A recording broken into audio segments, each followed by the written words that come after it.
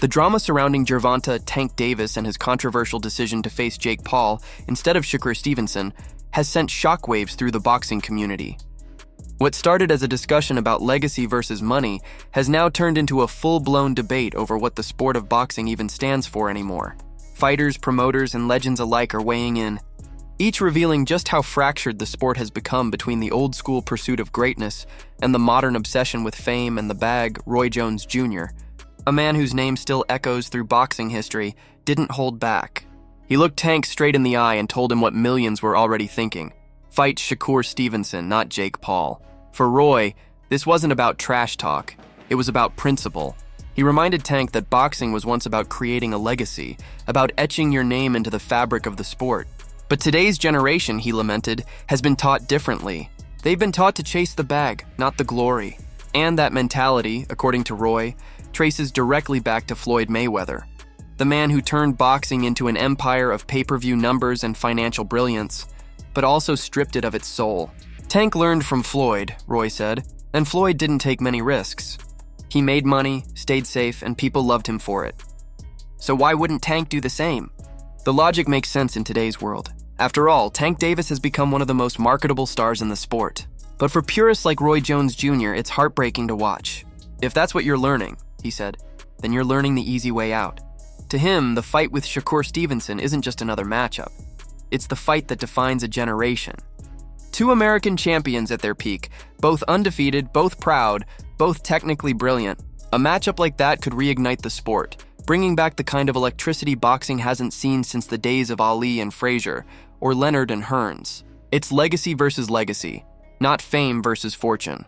Eddie Hearn, one of the most influential promoters in boxing, echoed the sentiment.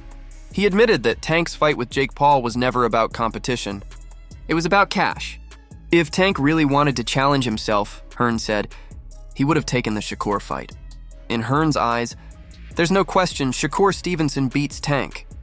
He said it plainly, without hesitation, describing Shakur as a defensive mastermind who could expose Tank's aggression with patience, timing, and precision. The real tragedy, according to Hearn, is that boxing fans may never see that matchup because of how the business now operates.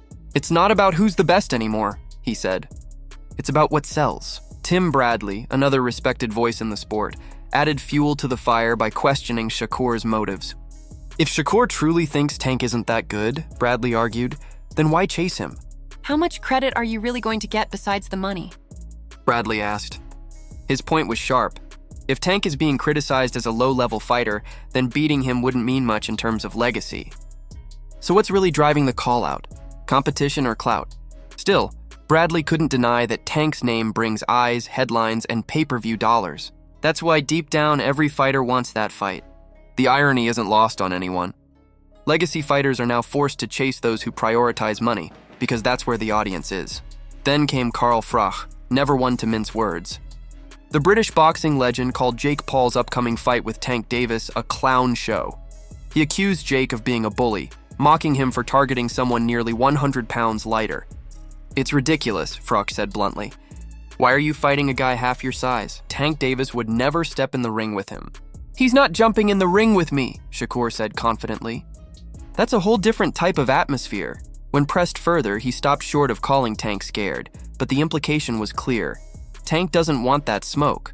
It wasn't said out of arrogance, but self-assurance. Shakur has made a career out of neutralizing aggressive fighters, breaking them down mentally before ever breaking them physically. To him, Tank is just another name on the list, an opponent who'd be outclassed, outthought, and outboxed. Promoter Eddie Hearn backed up that view, pointing out that the only real threat to Tank right now is Shakur. You can't say Shakur wouldn't have beaten Tank, Hearn said. He would have. It's a statement that cuts deep, not only because of the rivalry, but because it forces fans to confront the uncomfortable truth, that boxing's most talented fighters aren't always the ones headlining. Instead, it's the entertainers, the showmen, the ones who turn press conferences into performances. Even Roy Jones Jr., when asked about Jake Paul's chances at a real world title, didn't hesitate. Will Jake Paul ever become a world champion? No. His tone wasn't bitter, just matter of fact. He acknowledged Jake's effort and improvement, but made it clear that true greatness comes from battling the best, not dodging them. Jake's career, Roy said, is built on calculated matchmaking, not risk. "You beat old legends or YouTubers and call yourself great," he said. "That's not greatness. That's marketing." But while Ford defends his fighter's choice, others see it as proof that boxing has lost its moral compass. Showbiz the Adult, a prominent analyst, warned Tank not to underestimate Jake. "Jake Paul is an opportunist," he said. "If he gets a chance to knock Tank out, he will take it. Don't play around." He urged Tank to show the beast inside him again, not the businessman. Because even if this fight is just an exhibition, the risk of humiliation is very real. Chael Sonnen, always sharp with his words, dissected the build-up to the fight like a psychologist. He noted how Jake's team has turned the promotion into a high-stakes soap opera, complete with insults, legal jabs, and personal attacks. When Jake brought up Tank's legal troubles during a press conference, Sonnen said the energy shifted instantly. At its core, this entire saga isn't just about two fighters. It's about what boxing has become. The sport that once measured greatness in courage, endurance, and heart now measures it in views, followers, and clicks. Jake Paul and Gervonta Davis represent two sides of that evolution. One, the entertainer who turned spectacle into profit. The other, the fighter caught between legacy and luxury. And in the middle of it all stands Shakur Stevenson, the man reminding everyone what boxing used to be. The fans know it too. They don't just want knockouts, they want meaning. They want fights that remind them why they fell in love with the sport in the first place. But for now, it seems that meaning has to wait, while money takes the main event.